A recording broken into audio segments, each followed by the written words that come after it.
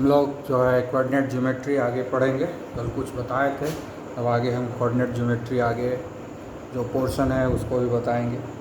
ठीक है, तो इसमें जो इम्पोर्टेंट पॉइंट जो नोट करने वाली बात है, ठीक है, उसको हम बताएंगे। तो सबसे इम्पोर्टेंट पॉइंट है आज जो एक दो चीज़ को बताना है। पहला है कि एनी पॉइंट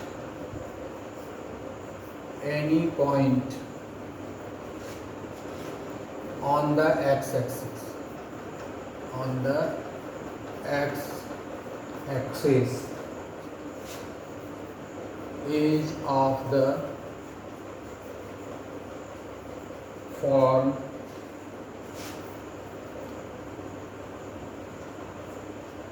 ठीक है। उसके बाद है any point on the y-axis is of the form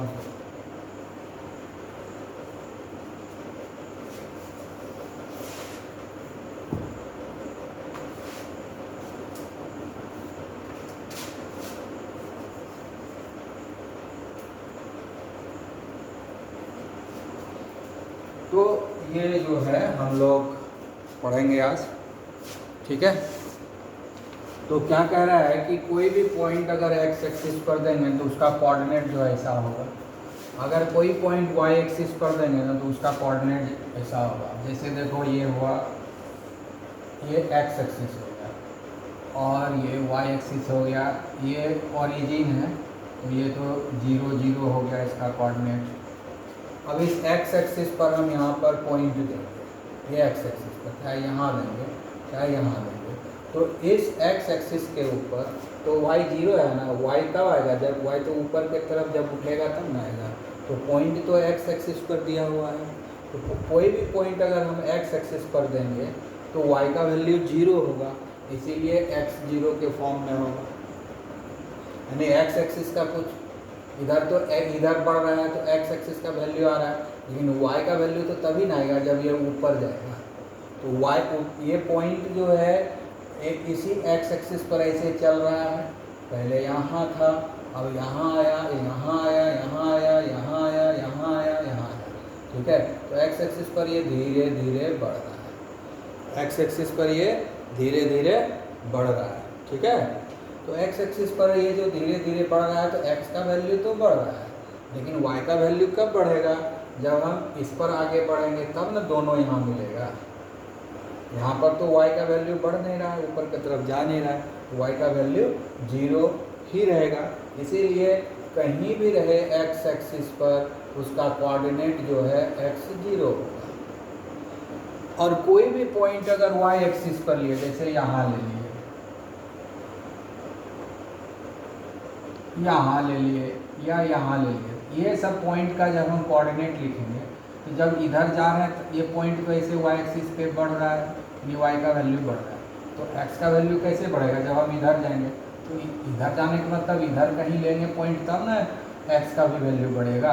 तो इसीलिए क्या होगा, ये सारे का जो होगा कोऑर्डिनेट क्या होगा, वाई जो है कुछ रहेगा, एक्स जो है 0 रहेगा। ठीक है, तो वाई एक्सिस पर जो रहेगा, वाई एक्सिस पे जो रहेगा पॉइंट, तो उसका वाई का तो कुछ ना कुछ वैल्यू होगा, लेकिन एक्स का वैल्यू 0 होगा। और अगर पॉइंट एक्स एक्सिस पर है तो एक्स का कुछ तो वैल्यू होगा, लेकिन वाई 0 होगा। तो अगर कहीं कोऑर्डिनेट ऐसा लिखा हुआ है जिसमें कि एक्स 0 है और वाई का कुछ वैल्यू दिया हुआ है, इसका मतलब वो पॉइंट वाई एक्सिस पर है।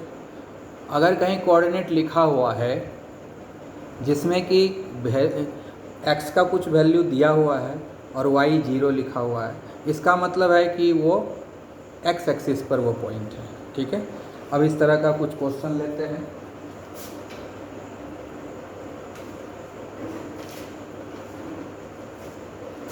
अब एक क्वेश्चन लेते हैं। ठीक है, on which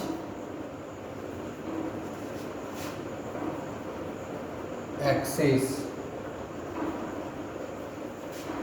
do the following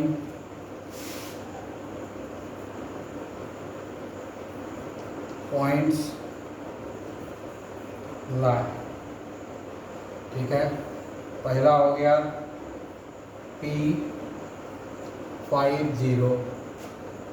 दूसरा हो गया Q0-2,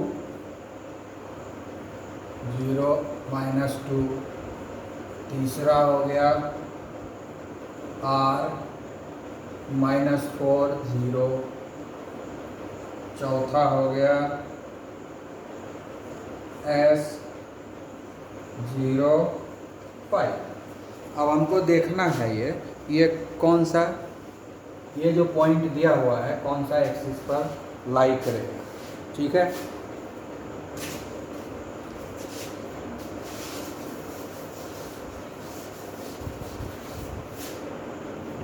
तो हम लोग अब ये ग्राफ बना लेते हैं तो पता चल जाएगा।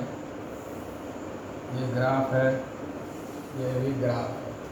मान लो ये 1 है, ये 2 है, ये 3 है, मैक्सिमम कितना 5 तक गया है। ठीक है, ये 4 है और ये 5 है। इसी तरह से ये 1 हो गया, ये 2 हो गया, ये 3 हो गया, ये 4 हो गया। ठीक है, और ये 5 हो गया। ठीक है, ये -1, -2, -3, -4, -5। उसी तरह से इधर हो जाएगा -1, -2, -3, -4, -5। तो ये जो है x एक्सिस है और ये जो है y एक्सिस है और ये जो है x एक्सिस है। ठीक है, तो हमने x एक्सिस और y एक्सिस ले लिया। ये x एक्सिस है और ये y एक्सिस है। मैक्सिमम हमने देखा 5 है, इधर भी मैक्सिमम 5 है y के केस में। तो बोल रहा है कि अब ये कहाँ पर होगा, which axis to the following point lie, मतलब किस एक्सिस पर ये पॉइंट लाई करेगा। तो P50 मतलब x का वैल्यू, x कोऑर्डिनेट 5 है और y कोऑर्डिनेट 0 है। तो x कोऑर्डिनेट क्या है, ये 5 है, x कोऑर्डिनेट, x का वैल्यू 5 यहाँ है और y क्या है 0। तो y ये 0 यहीं है, यहाँ पर x और y दोनों 0 है इस ओरिजिन पर। ये जो ओरिजिन है ये तो 0 है दोनों चीज़ ना, यहाँ पर x भी 0 है और y भी 0 है। तो y 0 है मतलब ये y ऊपर बढ़ा नहीं, सिर्फ x बढ़ते बढ़ते 5 हुआ। तो ये जो पॉइंट हुआ हमारा वो मिल गया ना, ये पॉइंट P हो गया हमारा। तो ये जो पॉइंट है, ये जो पॉइंट हुआ ये P हो गया और जिसका कोऑर्डिनेट क्या है 5, 0। ठीक है, उसके बाद बोलता है पॉइंट Q फाइंड आउट करो 0, -2। तो यानी x का वैल्यू 0 हो गया, x का वैल्यू क्या हो गया 0। तो किस एक्सिस पर है ये हो गया हमारा x एक्सिस पर। ये किस पर आ गया, x एक्सिस पर आ गया। ठीक है, ये point P point x axis पर आ गया। अब ये Q देखते हैं कहाँ आएगा, x 0 है और y -2, y -2 तो यहाँ है और x क्या है 0 है, यानी x इधर बढ़ेगा नहीं, x इधर भी नहीं बढ़ेगा, इधर और इधर बढ़ेगा तब ना। तो ये पॉइंट हो गया, ये पॉइंट हो गया हमारा Q, ये पॉइंट हो गया Q, इसका कोऑर्डिनेट है 0, -2। तो Q कहाँ पर हुआ, y एक्सिस पर। y का वैल्यू दिया हुआ है तो ये y एक्सिस पर हो जाएगा। आराम से पहचाना है, x का वैल्यू दिया हुआ है तो x एक्सिस पर होगा, y का वैल्यू दिया हुआ है तो y एक्सिस पर होगा। बिना डायग्राम बनाए भी हम बता सकते हैं। x एक्सिस का वैल्यू दिया हुआ है तो ये x एक्सिस पर होगा, y का वैल्यू दिया हुआ है तो ये y एक्सिस पर होगा। ठीक है, अब तीसरा देखते हैं, ये क्या है -4, 0, यानी x जो है -4 है। तो x -4 यहाँ है लेकिन y तो 0 है, तो ऊपर बढ़ा नहीं तो इधर कहीं तो मिलेगा नहीं, y तो 0 है, y नहीं बढ़ रहा है ना, सिर्फ x ही बढ़ रहा है। ठीक है, तो ये हो गया हमारा पॉइंट R और इसका कोऑर्डिनेट क्या है -40। तो x का वैल्यू दिया हुआ है, इसका मतलब ये किस पर है, x एक्सिस के ऊपर है, ये x एक्सिस के ऊपर है। ठीक है, उसके बाद s जो है 0 5 है, यानी x 0 हो गया, y 5 है, x तो 0 हो गया और y जो है 5 यहाँ आ गया, ये हो गया y 5 हो गया। ठीक है ना, तो ये है s, इसका कोऑर्डिनेट हो गया 0 5, x एक्सिस पर तो बढ़ा ही नहीं, तो s कहाँ पर आ गया, y एक्सिस पर। तो बिना मेहनत किए भी हम बता सकते हैं कि अगर y का वैल्यू दिया हुआ है तो y एक्सिस पर होगा, अगर x का वैल्यू दिया हुआ है तो x एक्सिस पर होगा, है ना। ये हम जो है आसानी से बता सकते हैं, है ना, आइडिया लग गया। ठीक है, आपको समझ में आ जाना चाहिए ये जो क्वेश्चन मैंने बताया। ठीक है।